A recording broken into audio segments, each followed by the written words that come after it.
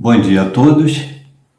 É com imensa alegria e com grande honra que me apresento nessa manhã de domingo aos nossos queridos irmãos da Sociedade Espírita Cristã Vinha de Luz.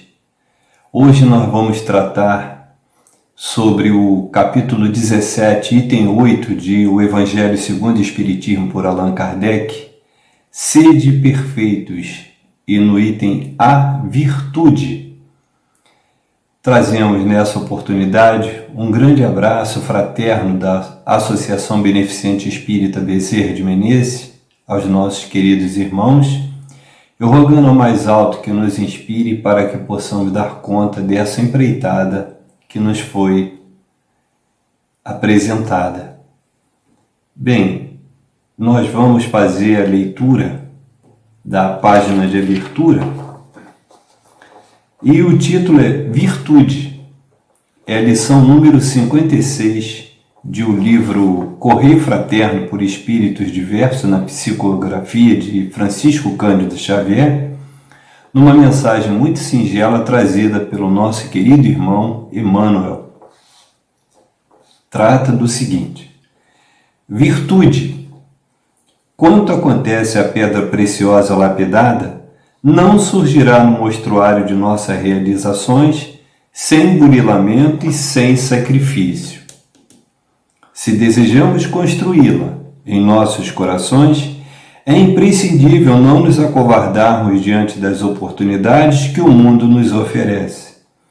Sem resistência deliberada ao desespero, não entesouraremos a paciência. Sem controle de temperamento impulsivo, não alcançaremos a serenidade. Sem vitória sobre os répteis da dúvida ou da suspeita em nosso campo íntimo, não edificaremos a fé. Sem renúncia, não experimentaremos o amor puro. Sem gentileza, não asilaremos a bondade.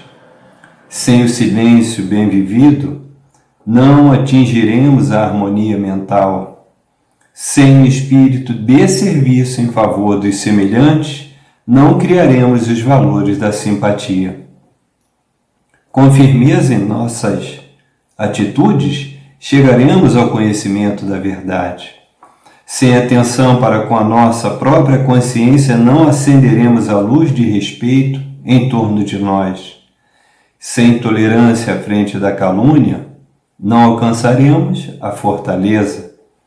Sem boa vontade, inutilmente apelaremos para o entendimento e para a união. Recordemos que o trabalho e a luta são os escultores de Deus, criando em nós as obras-primas da vida. Quem pretende, porém, a fuga e o repouso em débitos, certamente desistirá, por tempo indefinido do esforço do aprimoramento, transformando-se em sombra entre as sombras da estagnação e da morte. Emmanuel. E assim, rogamos a Deus Pai Todo-Poderoso que na infinita misericórdia nos conceda a oportunidade de trabalho nesta manhã, posto que o primeiro milagre já fez por nós, nos concedendo mais um dia de vida. Se conosco agora e sempre, Senhor, graças a Deus.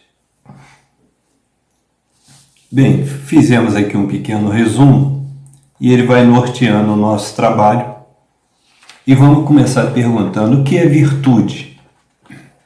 Bem, virtude é uma disposição constante de praticar o bem e evitar o mal. É o que está lá nos dicionários. Ela vem do latim virtus e tem correspondência com a palavra grega arete, que significa excelência em todos os sentidos do bem. Então, ela é exercitada através da caridade, da paciência, da castidade, da diligência, da generosidade, da temperança, da humildade.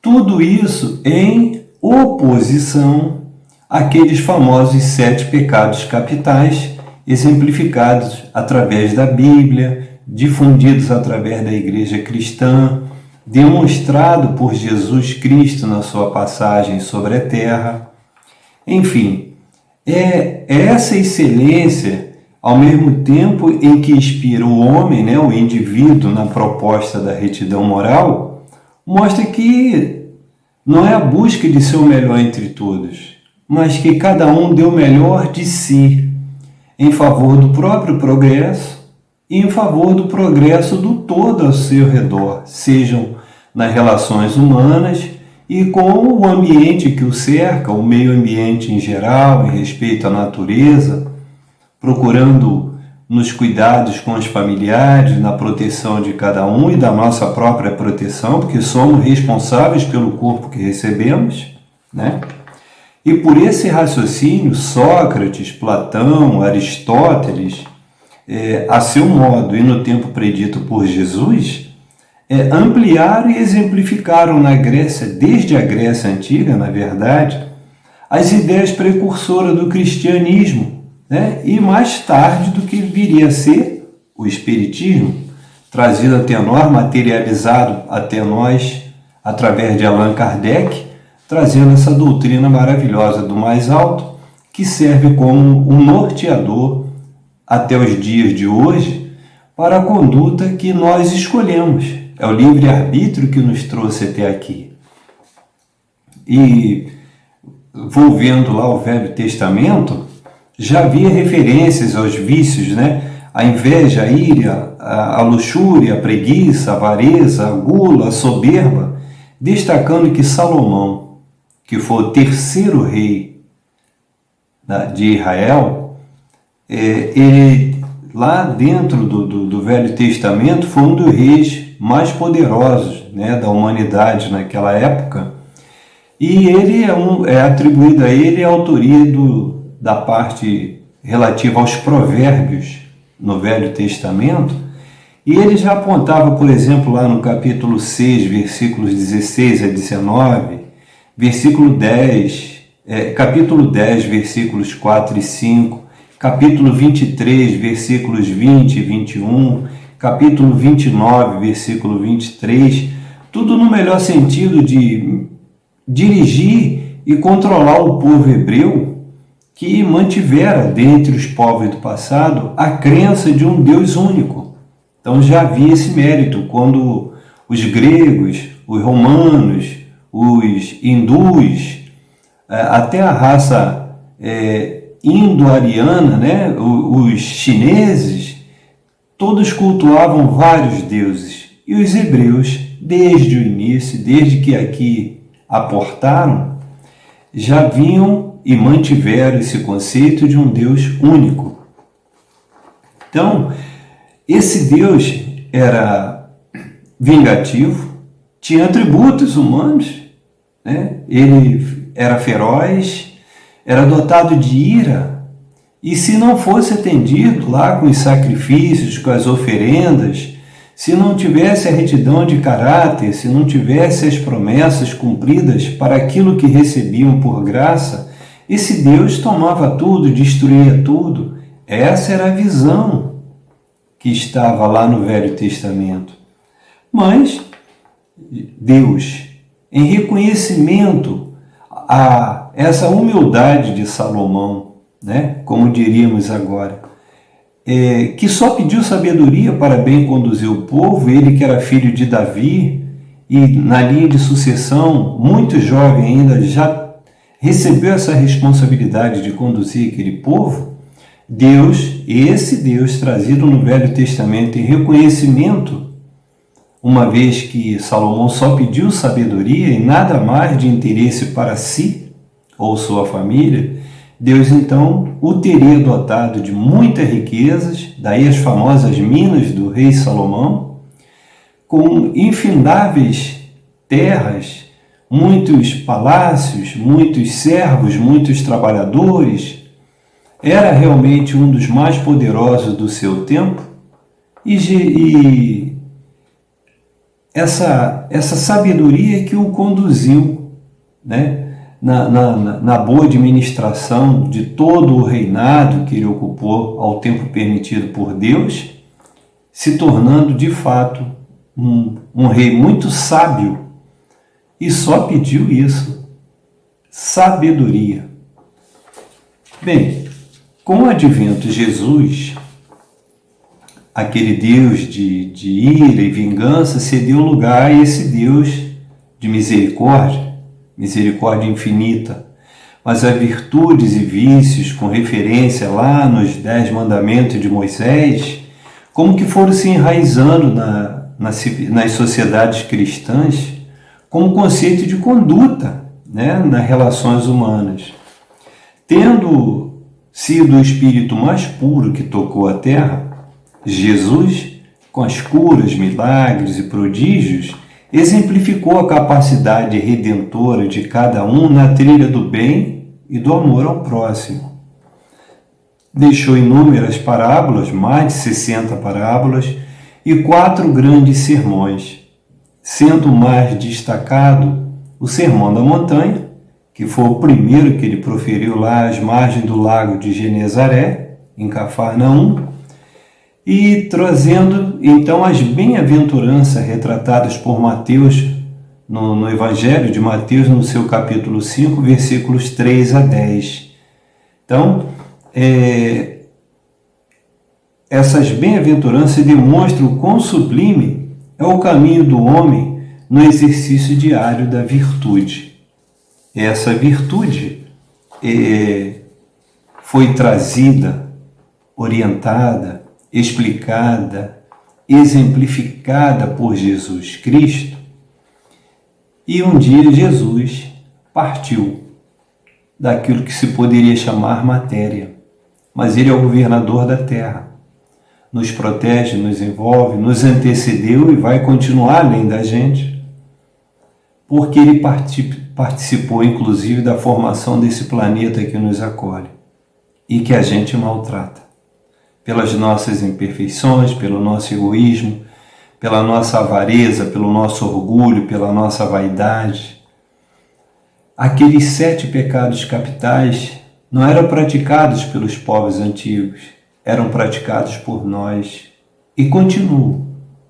Hoje, felizmente, temos mais algum conhecimento que a esteira do tempo veio mostrando para nós, e nessas caminhadas de orbe em orbe, nós estamos conseguindo assimilar e já fazer alguma caridade. Mas é preciso muito mais para que essa virtude, trazida como conceito lá pelos gregos, na figura de Sócrates, Platão, Aristóteles, para ficar só nesses, que são os precursores de fato do conceito da alma que sobrevive ao corpo, do porvir, desse mundo intangível que foi demonstrado por Jesus, para que essas ideias de fato estejam em nosso coração e em nosso pensamento. Então Jesus, ao deixar a terra, deixou uma igreja nascente e que foi perseguida, quase aniquilada, e através de um documento chamado Édito de Milão, ou seja, um decreto assinado por ninguém menos que Constantino, lá no ano de 323, 325 da nossa era, restituiu as riquezas, os bens, os imóveis, as terras e também o direito da igreja cristã daquela época, equiparando-a à chamada religião pagã, ou seja, trazendo o status de liberdade política, vamos dizer assim, para a profissão de fé dessa igreja então nascente. E essa igreja se expandiu, mas foi se desfigurando pelos seus cismas, pelos seus dogmas, pelas suas reformas, as suas cisões, os seus concílios, a Inquisição. E isso fez com que ela se fragmentasse, fossem surgindo outras seitas, fossem surgindo outros grupos religiosos, mas a ideia do Cristo continua. Essa maravilha que é Deus, essa misericórdia infinita para permitir a nossa evolução, com ascensões e quedas, continua. As lições que ficaram do que seria o conceito de virtude estão na nossa consciência. Tem lá a questão 621 de O Livro dos Espíritos, que informa que quando fomos criados, ainda espíritos, mesmo desprovidos da matéria, em nossa consciência lá estavam as leis de Deus. E com certeza, essas leis de Deus, eternas, perfeitas e imutáveis, abarcam um conjunto de virtudes. Antigamente eram inscrições rupestres, veio a tradição oral e a escrita somente surgiu na face da terra pelos registros que se tem, através dos sumérios, em torno de 3.700, 3.600 a.C. Bem, independentemente da forma como ela é exteriorizada, essa exemplificação da virtude vem passando de geração em geração e, com certeza, nós que hoje estamos aqui a falar sobre a virtude, a comentar sobre as obras que espíritos maravilhosos que nos antecederam deixaram para nós apenas seguirmos a trilha, já está implícita em toda a humanidade, em todos os tempos. Bem, essa virtude é um conceito intrínseco e nasce em nossa consciência, mas não é um dom concedido pelo mais alto. Em verdade, é aquela igreja que veio trazendo, a igreja cristã nascente, que veio trazendo, tentando incutir, como se fosse um dom de Deus para alguns poucos aquinhoados, não é. Na realidade, esse conceito, como a gente falou, vem trazido lá na nossa criação, na nossa consciência. Sabemos de tudo, mas o véu do esquecimento a cada encarnação faz com que nós esqueçamos. Então estamos olvidando, estamos adiando essa necessidade de aprendizado, de avanço, de progresso moral e intelectual. Hoje bem sabemos que esse progresso não é harmônico, ele não é homogêneo. Uma hora a gente avança um pouquinho aqui, outra hora avança ali no outro campo, mas somente no dia em que tivermos o equilíbrio entre evolução moral e intelectual, previsto lá na questão 780 de O Livro dos Espíritos, é que nós teremos de fato a possibilidade dessa ascensão, de sairmos daqueles espíritos imperfeitos e chegarmos na perfeição. Então, o Evangelho de Jesus, o Evangelho dos 4 evangelistas que nos trouxeram aqui por escrito aquilo que Jesus exemplificou na prática do dia a dia, esse Evangelho trazido pela doutrina espírita, que é o Consolador prometido, materializado por Allan Kardec e tantos outros luminares, com as obras auxiliares, subsidiárias que vêm nos trazer a tradução do que seria realmente esse conhecimento, muito acima daquilo que nós nos consideramos, é que vai fazer com que consigamos evoluir nessa progressão esperada por Deus e exemplificada por Jesus, que veio o quê? Realçar, veio reafirmar, veio trazer para nós a lembrança de que o caminho é esse que ele exemplificou. Deu a vida em sacrifício pelos pecados da humanidade. Mas mesmo assim, volta e meia, nós nos envolvemos em torno do nosso próprio umbigo e ainda nos descobrimos aferrados ao egoísmo, ao orgulho, à soberba, à vaidade, à luxúria, à gula, à avareza, à preguiça.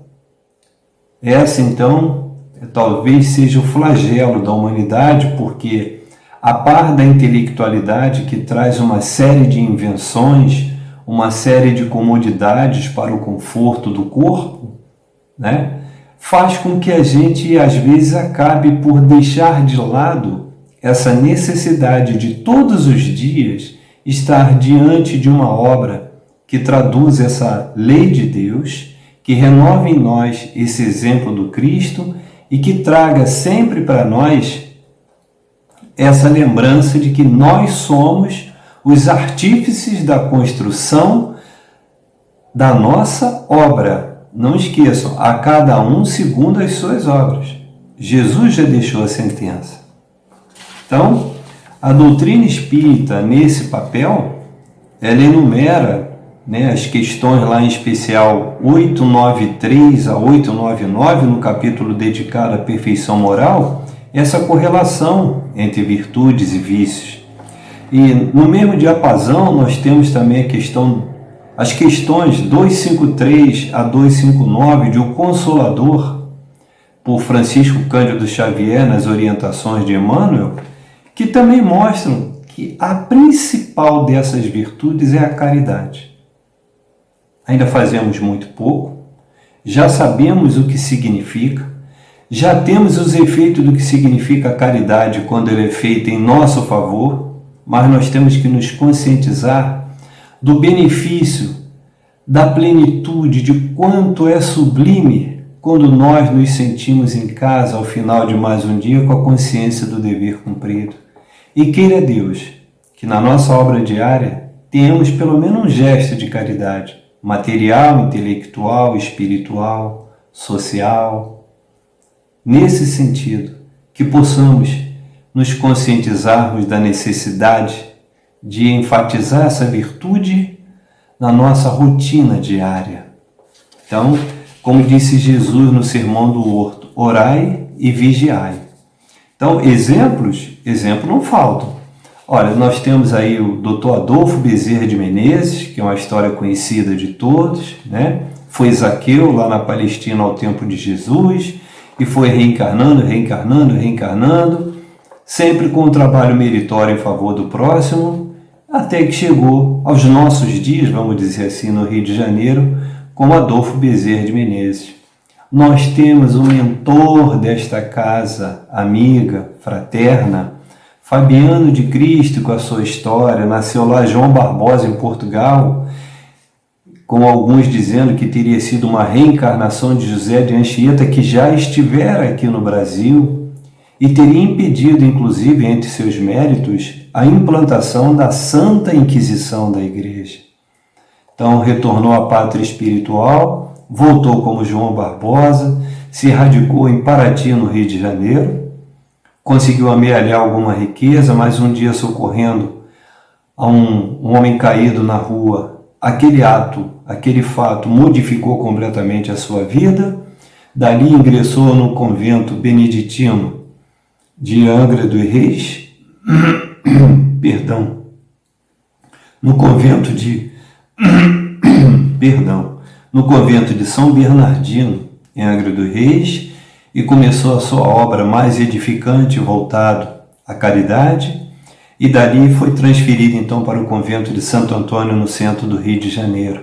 Ingressou como porteiro, que já era uma função importante, em reconhecimento ao mérito que ele já amealhara, granjeara, sem pedir, exercitando a humildade, já sofria de erisipela, foi um dia promovido a enfermeiro e tratava a todos por igual, com a aguinha fluidificada, além da medicação prescrita pelos médicos da época no convento, e com isso ele foi granjeando essa obra de edificar, através da caridade, a virtude para todos nós.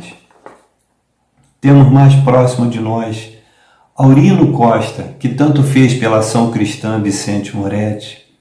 Temos também Amazonas Hércules, lá no Centro Espírita Filhos de Deus, que desencarnou em 2004, mas fez um trabalho de grande envergadura, que está lá até hoje como exemplo, e a gente há mais de 20 anos vem acompanhando esse trabalho nas visitas mensais aos nossos pacientes, aos nossos amigos internos, mas que por força da pandemia as autoridades impediram, e estão corretas e temos que obedecer às autoridades, foram eleitas por nós para exercer esse cargo, e dentro do exercício da competência que tem, eles então determinaram, e por enquanto está suspensa a visita.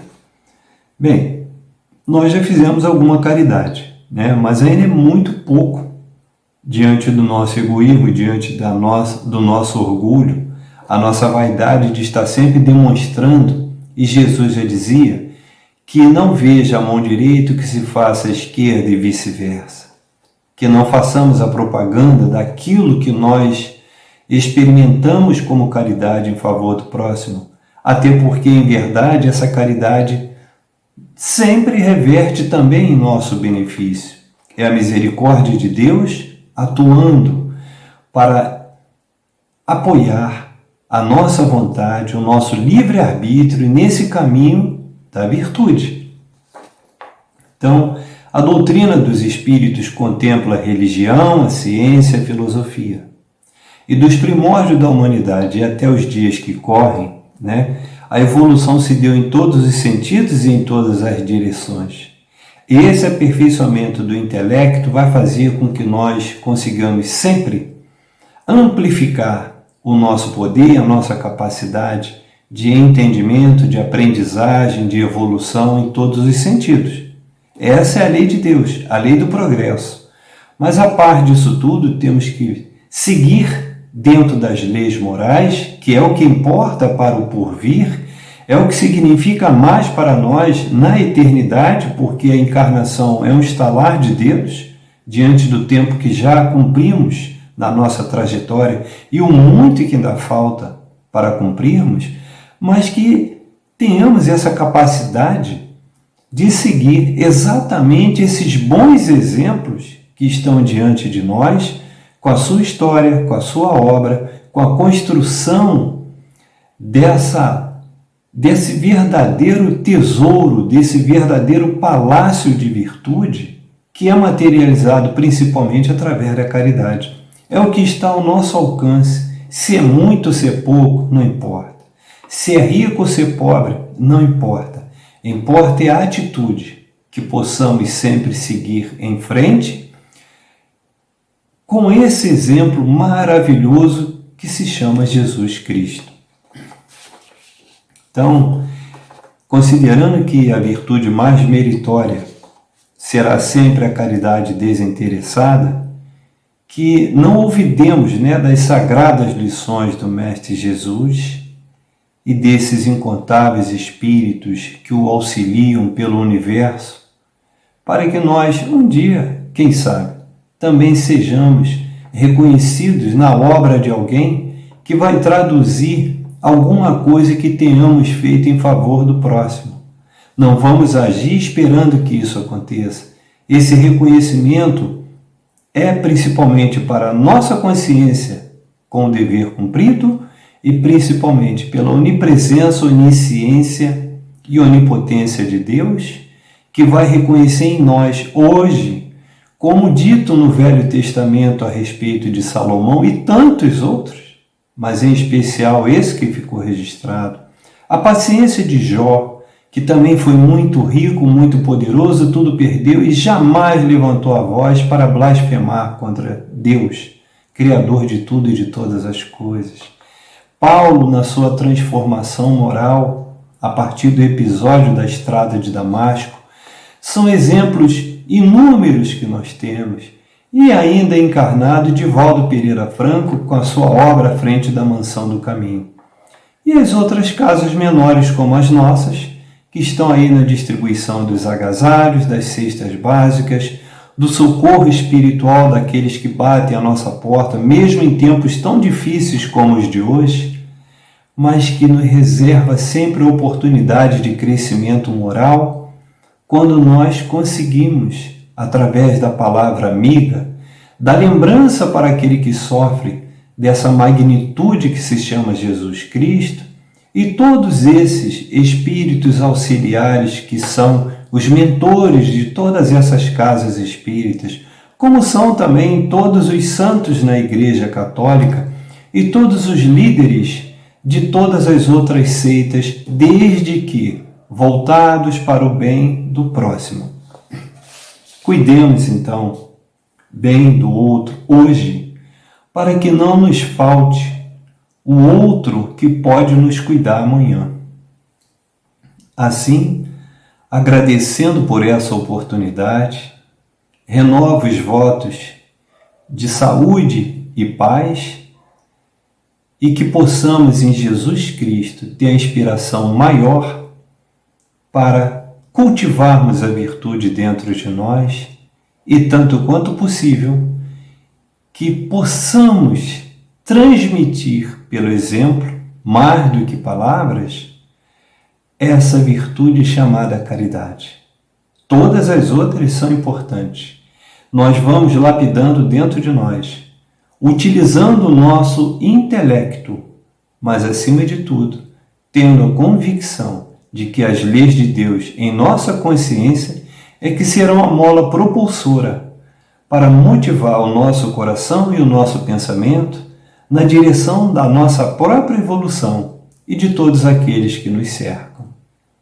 Então, que Jesus, esse abnegado mestre, médico dos médicos, filósofo dos filósofos, psicólogo dos psicólogos, psiquiatra dos psiquiatras, esse irmão maior de todos os irmãos da humanidade, continue nos inspirando, continue intuindo a tantos outros espíritos auxiliares que vão nos auxiliar por sua vez, para que não olvidemos dessa bondade infinita de Deus, que não nos percamos nas delícias, nos prazeres, na matéria do mundo, em detrimento de levar adiante tudo aquilo que Deus espera de nós. Obrigado, Senhor, por mais uma tarefa cumprida.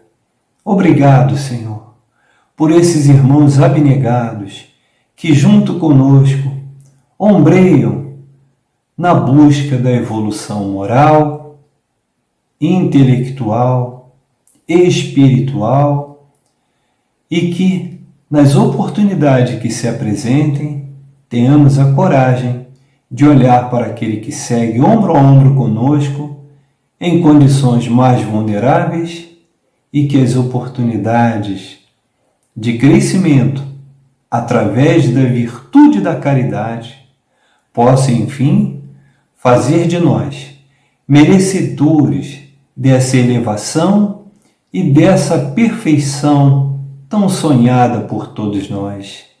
Se conosco agora e sempre, Senhor, graças a Deus.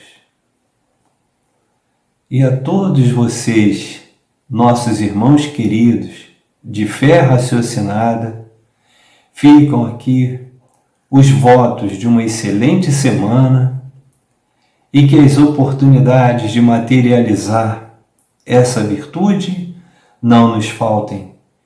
Que permaneça em nós o equilíbrio, a fraternidade, a solidariedade e, acima de tudo, essa vontade de servir a Deus. Muito obrigado, um abraço e até uma próxima oportunidade, se Deus quiser.